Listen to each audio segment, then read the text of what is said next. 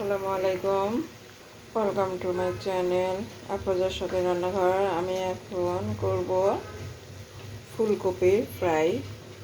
আমি এখানে পানি চুলায় দিয়েছি, পানিতে দিয়েছি আমি 1 চামচ লবণ। এটার মধ্যে আমি দিয়ে দিচ্ছি ফুলকপিগুলো। পানিটা বলক আসলে আমি ফুলকপিগুলো দিয়ে দিচ্ছি।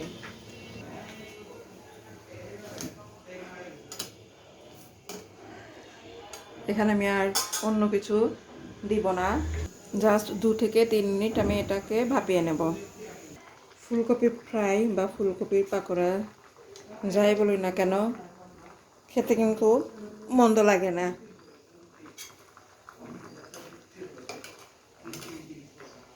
ছোট বড় সবাই পছন্দ করে। আমি এখন চুলার নিভিয়ে দিলাম। এগুলোকে আমি উঠিয়ে নিচ্ছি। আমি ফুলকপি পাকোড়া, ফুলকপিটা তো আমি ভাপিয়ে নিলাম, আপনাদেরকে তো দেখিয়েছি। এখন আমি এখানে দিয়ে দিব, আমি ফুলকপি ভাপানোর সময় পানিতে 1 চা চামচ লবণ দিয়েছিলাম। এখন আমি এখানে দিয়ে দিচ্ছি সামান্য লবণ,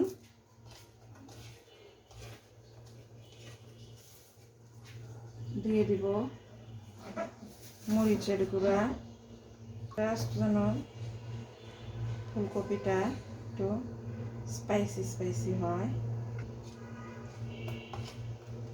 আমি এগুলো দিয়ে একটু মাখিয়ে নিলাম। আমার এটা মাখানো হয়ে গিয়েছে। এখানে আমি 1 কাপ চাউলের গুঁড়ো রেখেছি, দিলাম 1 টেবিল চামচ গমের আটা, 1/2 চা চামচ লবণ,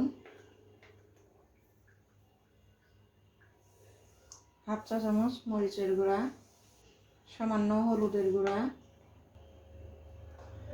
ধনিয়ার গুঁড়া। এগুলো আমি খুবই কম করে দেব।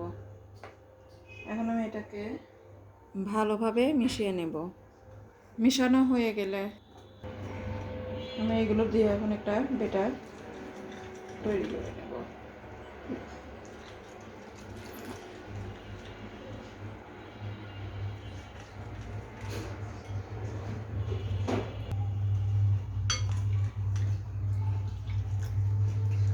পানিটা যতটুকু লাগবে ঠিক ততটুকুই দেব।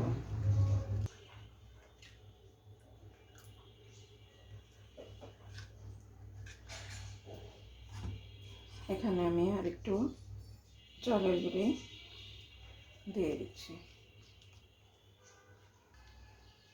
একদমই সহজ রান্না।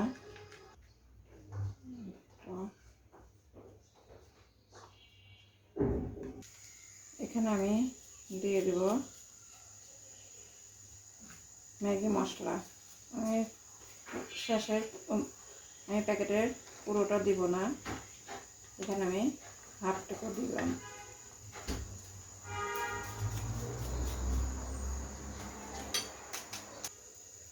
দিয়ে দিচ্ছি সামান্য বেকিং সোডা,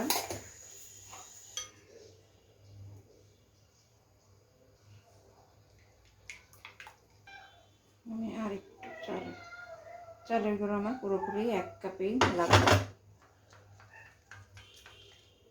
ফ্রাই প্যানটা গরম হয়ে গিয়েছে, দিয়ে দিচ্ছি তেল।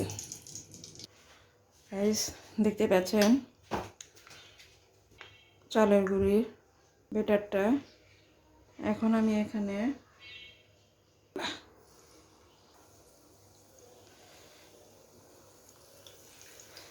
এভাবে আমি সবগুলো পাকোড়া দিয়ে দেব। ভাত কিংবা পোলাও সব কিছুর সঙ্গে এটা খাওয়া যাবে। আর যদি হয় সন্ধ্যায় নাস্তা গরম গরম ফুলকপির পাকোড়া, 1 কাপ ধোয়া ওঠা চা, খেতে কিন্তু মন্দ লাগবে না।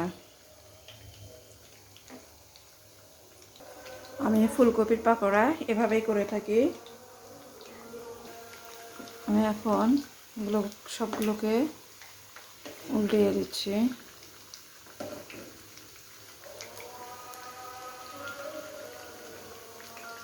এগুলো আমরা একদমই হাই হিটে ভাজবো না। হাই হিটে ভাজলে এদিকে পুড়ে যাবে, কিন্তু ভিতরে প্রপারলি সেদ্ধটা হবে না।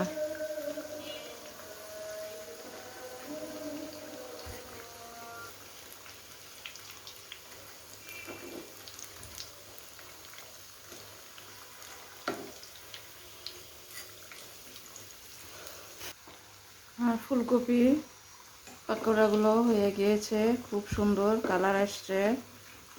এখন আমি এগুলোকে উঠিয়ে নেব।